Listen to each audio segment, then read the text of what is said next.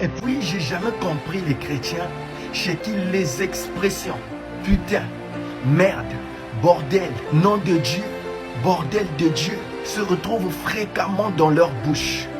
Comment est-ce qu'ils font sans que leur conscience ne soit interpellée, sans que quelque chose de sain à l'intérieur d'eux leur dise que ce que tu es en train de dire là c'est mauvais. Ne dis plus jamais ça. Il n'y a rien qui s'attriste dans leur cœur.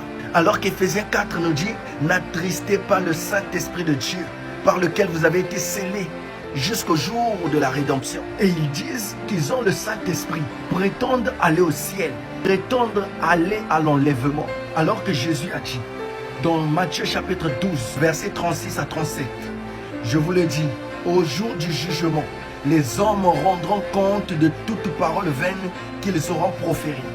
Car par tes paroles tu seras justifié et par tes paroles tu seras condamné. C'est quoi une parole vaine? C'est une parole dépourvue de sens. Et ces mots-là sont dépourvus de sens. On ne peut pas trouver ça dans la bouche d'un chrétien rempli du Saint-Esprit.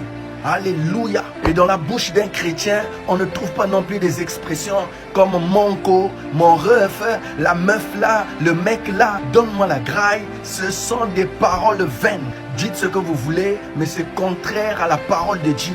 Il n'y a pas d'équilibre à avoir. Aligne-toi sur la parole de Dieu et arrête de vouloir intimider les gens. Un chrétien ne parle pas argot, une chrétienne ne parle pas verlan.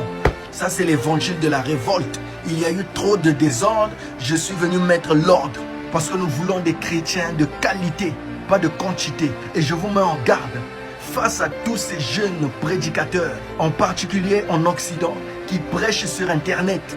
Et sur leurs lèvres se retrouvent des mots de argot et des paroles vaines. Wesh la meuf, elle me demande comment on fait pour avoir le Saint-Esprit. Putain, j'étais en train de chercher un verset là. Merde, je trouve pas ce chapitre. Ils ne sont eux-mêmes pas convertis. Ils ont beaucoup de connaissances, ils ont beaucoup appris, fait beaucoup de théologie, mais il n'y a pas la vie. Ne regardez pas la popularité. Et quand tu suis une telle personne, tu es en train de suivre un aveugle. Parce que le royaume de Dieu ne vient pas de manière à frapper les regards. Shalom.